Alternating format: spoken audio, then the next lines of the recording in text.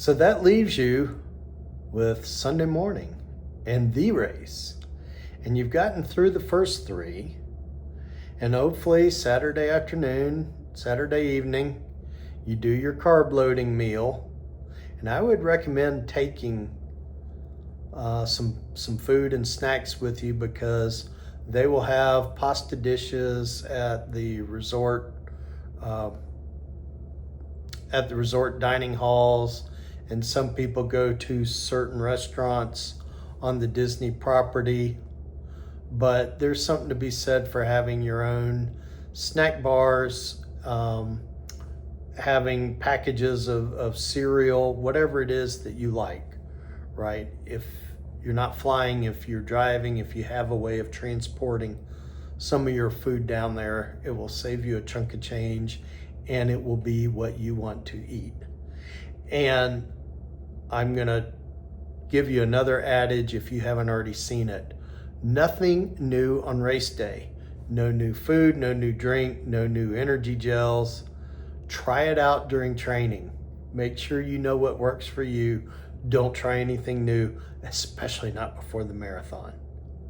So if you've never done fettuccine Alfredo the night before, this isn't the time to do it.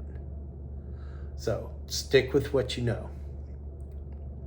And I will be talking more about race feelings in a different video clip. But for now, I'm going to get back to the marathon for the Dopey. So it's your final morning to get up early. You're going to be up bright and early on Sunday. And I will tell you what, whenever I did the Goofy the first time, when I got up Sunday morning and started walking, I was questioning whether or not I had fractured a bone in my foot. In fact, if I had fractured a bone in each foot, which I thought highly improbable, and finally concluded it was simply my feet hurt. And my feet hurt because I was probably using the exact same shoes I'd used the day before, which were the exact same shoes I trained in, which is a no-no. I've since started being more particular about shoes, and don't use the same pair back-to-back days, and not even always same ones for training. And if they've got too many miles on them, I'm not going to then use them for the half or the full. So lesson learned there. So anyhow, you're dragging butt Sunday morning, but you're getting out there. And I will tell you, the first time I ever did a Disney race, it was a half. And it is 3 a.m. We are all walking toward the front of the resort. Nobody is saying a word. All there is the gentle scuff of feet on the pavement and the gravel. It was like Night of the Walking Dead. Nobody was saying anything. And in contrast, you get to the staging area. Here's a stage. It's got lights. It's got music. It's just all of this activity going on at 3 a.m. out in a parking lot. It is crazy. And you've got performers up there. They're all pumped up and amped up, and you're still letting the coffee hit.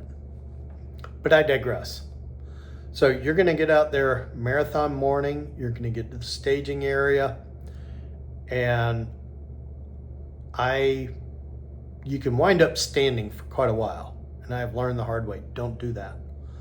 I go to Walmart and I get like a couple of cheap pillows, like little throw pillows for the couch. I get some of their thick towels, and I get a towel or a towel and a pillow for each race morning, because you're not going to see them again. Or take 2 towels and lay one towel down to sit on, another to use as a pillow. Or my preferred thing to do now is I get over to the side of a corral where I can lean up against the fence and rest my back. Did that back when they had us staged out on the road behind Epcot. Sorry, got interrupted by the room AC coming on. So back when they staged us on the road behind Epcot, I learned about leaning up against the fence. And even now in the corrals, I will go find either the stanchion for one of the light poles in the middle of the corral or the fence, and I will go sit and lean up against it, and my back thanks me for it.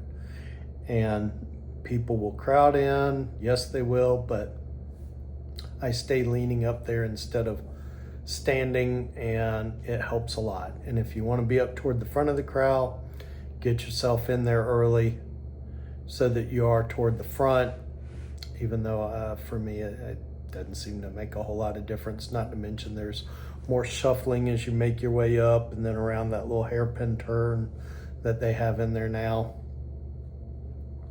So, and if you don't like the really loud music, take earplugs with you. It's loud. So there is no, taking a nap while you're waiting, because all this activity's going on. And when we used to be lined up down the road out behind Epcot, there was some distance between you and the stage. And if you weren't right up front, it wasn't quite as loud, but now the way they do it, no. So besides the pillows or the towels, I take earplugs now. And again, you're gonna start, and if you are doing something like the Galloway method, stick with your run walk intervals. And I have found I am usually the first mile, my legs, my body, they aren't happy. And if I do that first interval after 45 seconds, after a minute, and then do the walk interval, my body settles into the race rhythm better. So that's been one nice aspect of going with the run, walk, run method. I had been doing, I'm gonna run the first 3 miles before I take a break, get a little separation from the pack. And with water stops at roughly mile intervals at Disney, it's just run between the water stops and walk through the water stops so that I'm not sloshing water all over myself trying to drink and run at the same time. But on my training runs near the house lately, I have found do that first minute, do a short walk break, then resume running, and my body seems to settle into the run rhythm a little better. And like the last time I was down there doing a full, heck, they had Captain Jack Sparrow not even a mile away from the race start. In fact, I could still hear the corrals behind me being released and their fireworks. And by golly, I wasn't going to pass up Jack Sparrow. So you're off and gone, and they're going to have all sorts of characters out there. And if you're fortunate, they've got a cast member with a little sign there that says which character it is, so that you don't run past this long line of people waiting only to find, oh crud, it's somebody I wanted a picture with, or conversely, that you get in a long line and find out, I didn't care. So as they have introduced more newer characters that have come along since my kids were watching Disney stuff and things like Disney Junior, there's more and more characters. I don't even know who they are. And so I don't stop quite as much. But keep making your way up the road. And eventually you're gonna be going down the main road toward ticket and transportation. The sun's gonna start coming up. The road widens out. For a while, you're on some narrow roads. And if you've got the pace groups that are doing like 30-second intervals, for me, it was really annoying because we're on some narrow sections of road and they kind of widen out when they walk and narrow back down to run, or vice versa. And oh my gosh, I was like, I don't want to have to run this fast to get around this pack of people, but I needed to, just because they kept expanding out around me so be aware of that. And then you get out away from Epcot and the road gets out to multi-lanes and there's plenty of room for everyone. Be careful on the side because you got the edge of the asphalt and then the sandy soil, or you've got the white line along the side that is wet with the morning dew and it can be slippery. And if you are running, some people like to run in the soil and grass, don't miss one of the timing strips. You want to cross the timing strip so that it registers that you were where you were supposed to be.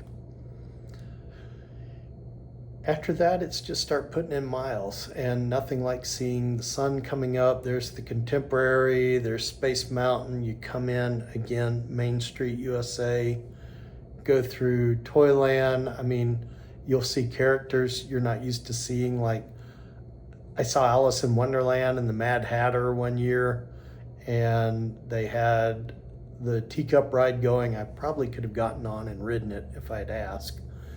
And then back there in Fantasyland, the year I did Dopey, there was Dopey. Yes, by golly, I was stopping to get that picture. Dopey for the Dopey. And then it was on toward the castle. One year they had Cinderella, Prince Charming, the stepmother, the stepsisters, everybody was out there. And heck yes, I wanted that picture. I'd never even seen those characters before. So I now have a picture of me with the royal family and some lady who jumped in at the last second. I have no idea who she is. Total photo bomb. And then it was out through the castle. And as I said, now I'm going to go get the castle photo. And then it's off and through Frontierland. And maybe they'll have Captain Jack Sparrow with the whole pirate ship that's used in the parade. That's usually back where they have that. And back to what I said about coming out and going past the golf courses, except now you're headed toward Animal Kingdom. At least that's the way it used to be. And the cool thing, the time I did the Dopey, or maybe it was that first Goofy, I forget, they had out the back of Animal Kingdom, they had a bunch of animals. They had different birds of prey. You could stop and get pictures. They had Davy Crockett, they had Zorro. Again, characters I had never seen in person. And you go through Animal Kingdom and the routing is different for everything now. And I have not done the new route yet. There's apparently at some point the Battle of Endor is going on and they got fog machines and lasers and all of that. Really cool stuff. Can't wait to see that.